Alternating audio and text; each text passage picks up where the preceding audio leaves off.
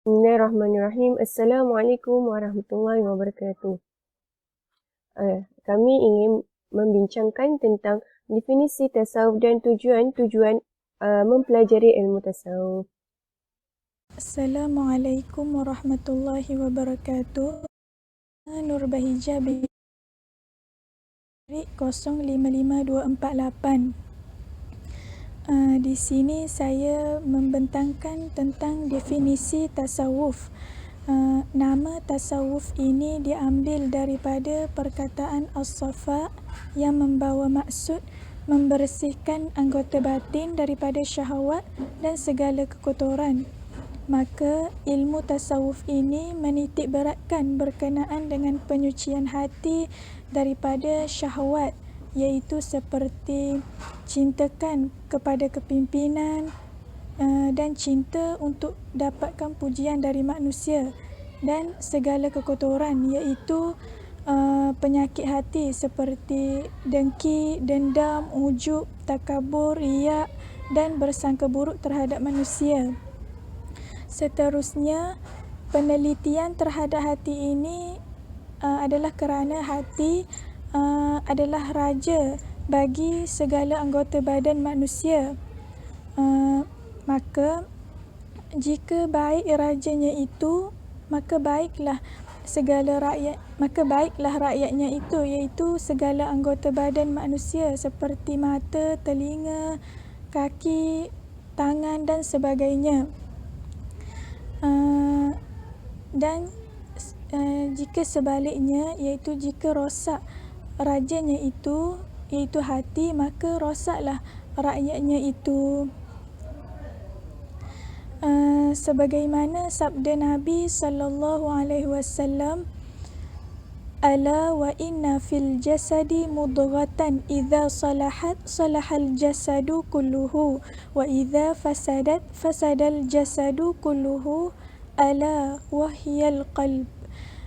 Maksudnya, ketahuilah sesungguhnya di dalam jasad ini ada seketul daging. Apabila baik dagingnya itu, maka baiklah seluruh jasad, dan apabila buruk dagingnya itu, maka buruklah seluruh jasad. Maka ketahuilah bahawasanya daging itu adalah hati. Assalamualaikum warahmatullahi wabarakatuh. Ismi Nurhana binti Abdul Halim, nombor matrik 056464. Seterusnya saya ingin membentangkan sambungan definisi tasawuf, iaitu sesungguhnya seorang Muslim itu ingin menyucikan hatinya daripada syahwat dan segala kekotoran. Dia memerlukan dua perkara, iaitu mengenali segala penyakit hati dan sebab-sebab penyakit hati. Yang kedua, beramal dengan tekun dan kesungguhan yang besar untuk menjauhi segala penyakit hati dan memelihara daripadanya atau merawat penyakit ini. Sekiranya sudah terjebak dengan penyakit hati, perawatan dan pemeliharaan hati ini tidak akan berlaku melainkan dengan muraqabah kepada Allah pada ketika bersendirian dan di dalam keramaian. Penyebab utama untuk semua penyakit hati adalah kerana kita tunduk dan selalu menurut kehendak hawa nafsu, dan perbuatan untuk mengekangnya adalah menerusi amal ibadah dan pengetahuan takut kepada Allah. Dan ilmu tasawuf dapat membantu segala manusia untuk mengubati penyakit hati. Telah datang dari sebuah hadis yang panjang bahawa Malaikat Jibril AS telah bertanya kepada Nabi Muhammad, kabarkanlah kepada aku tentang ihsan.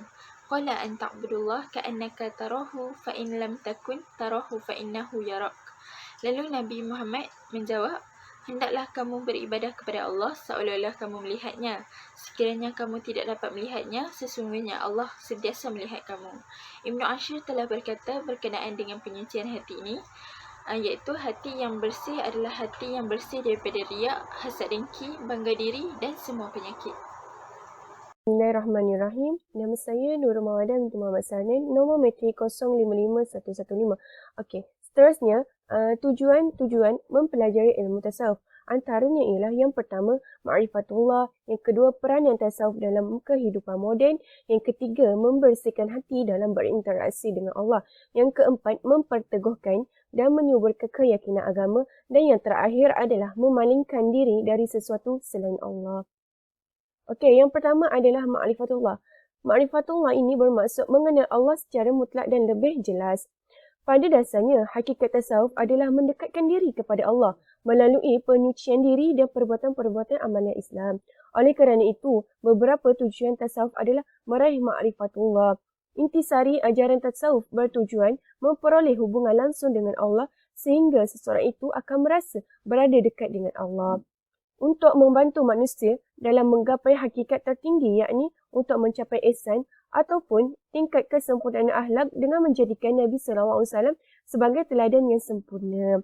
Melalui hakikat yang tinggi inilah sang murid yakni salik dapat berada sedekat mungkin dengan Allah dengan meninggalkan segala sifat mazmumah dan serta melaksanakan suruhannya. Okey, seterusnya peranan tasawuf dalam kehidupan moden. Yang pertama, lebih mendekatkan diri kepada Allah, yakni bertakarub dengan Allah dengan melakukan segala apa yang diperintah dan menjauhi apa yang dilarang. Yang kedua, menjadikan manusia itu berkepribadian yang soleh dan berakhlak mulia. Yang ketiga adalah sebagai ubat mengatasi krisis kerohanian manusia. Penekanan tasawuf terhadap usaha tarbiyah kerohanian dengan meletakkan pelbagai garis panduan dengan kaedah seperti berzikir kepada Allah boleh menanam kekuatan dalaman dan menjadikan sumber nilai yang kuat untuk dijadikan panduan hidup. Wallahualam. Bismillahirrahmanirrahim. Nama saya Nur Zaki binti Muhammad Fikri, nombor matrik 0563393. Tujuan tasawuf yang seterusnya adalah membersihkan hati dalam berinteraksi dengan Allah.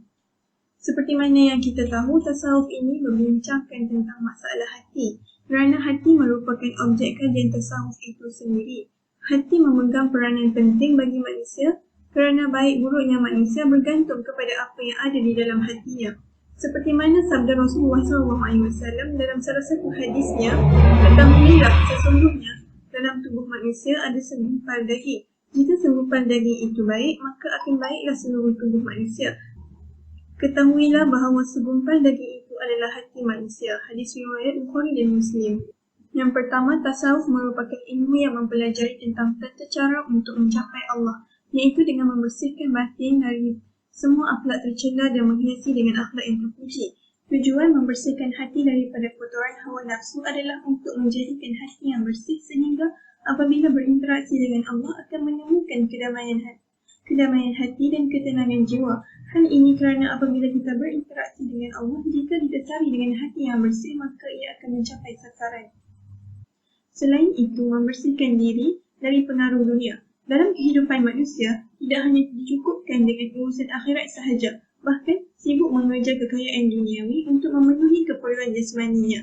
Oleh demikian, cara yang tepat adalah dengan membersihkan hati dan dibentengi dari segala pengaruh negatif melalui pendekatan tasawuf. Tujuan tasawuf yang seterusnya adalah memperteguhkan dan menyuburkan keyakinan agama. Seperti mana yang kita ketahui, iman seseorang Muslim dapat bertambah dan berkurang. Faktor penyebab bertambahnya iman adalah ketaatan. Begitu juga dengan faktor menurunnya iman yang tidak lain dan tidak bukan adalah kemaksiatan. Maka dari itu kita diperuntukkan untuk melakukan amalan-amalan yang dapat menambahkan keimanan dengan mengamalkan ajaran tasawuf. Hal ini kerana jika ajaran tasawuf diamalkan oleh seseorang Muslim, maka ia akan bertambah teguh keimanannya dalam memperjuangkan Islam. Seterusnya, tasawuf merupakan kekuatan dalaman untuk menguatkan iman, tauhid, membersihkan jiwa dan memperkuatkan ihsan untuk mengenal Allah dengan lebih mendalam serta menyuburkan keyakinan terhadap agama. Hal ini kerana tasawuf diciptakan sebagai media lintasan untuk mencapai maqasid syariah agar dapat menyelamatkan diri daripada kebatilan dan menghiasi diri dengan akhlak yang mulia. Assalamualaikum warahmatullahi wabarakatuh. Nama Masyita binti Dahron, nomor matrik 054912. Seperti yang kita baru saja lihat, antara tujuan tasawuf ialah sebagai ma'rifatullah, kemudian untuk membersihkan hati dalam berinteraksi dengan Allah Subhanahu wa Ta'ala, dan juga untuk memperteguhkan dan menyuburkan keyakinan agama. InsyaAllah, saya akan mensyarahkan tujuan tasawuf yang seterusnya, yaitu memalingkan diri dari sesuatu selain Allah. Baiklah, yang pertama, sekiranya seseorang sudah berhasil memalingkan diri dari sesuatu selain Allah, maka dia akan tertumpu kepada aspek batinnya dan lahiriah dalam mengingati Allah Subhanahu wa Ta'ala. Ini bermaksud apabila hanya ada Allah di dalam hatinya, maka dia akan mengingati Allah dalam setiap perbuatannya. Dan dia akan mengingati Allah dari segi batinnya pula dengan melazimi perkara-perkara mahmudah seperti berzikir, beristighfar, dan lain-lain lagi. Kemudian, apabila seseorang sentiasa mengingati Allah Subhanahu wa Ta'ala dalam perbuatan yang dilakukannya, maka itu menandakan bahwa hatinya sudah bersih dan suci daripada perkara-perkara duniawi maupun perkara-perkara mazmumah. Ini kerana dia telah membuang jauh dari dirinya perkara yang boleh membawa keburukan padanya. Seterusnya, seandainya dalam hati seseorang itu masih terpaut dengan perkara duniawi, nafsu dan syahwat, dan juga bisikan syaitan, maka mustahil baginya untuk mengingati Allah selalu. Ini kerana dalam hatinya masih terpalit dengan sifat mazmumah dan juga masih terpalit dengan sifat-sifat seperti akan dunia, hasad dengki yang menyebabkan dia sukar untuk mengingati Allah. Oleh yang demikian, kita hendaklah sentiasa berusaha mengelakkan diri daripada mendekati perkara-perkara dan perbuatan yang akan menjauhkan kita dari Allah Subhanahu wa Ta'ala. Wallahu a'lam. Sekian, sampai di sini sahaja perkongsian daripada kumpulan kami. Wabillahi taufiq wal hidayah. Wassalamualaikum warahmatullahi wabarakatuh.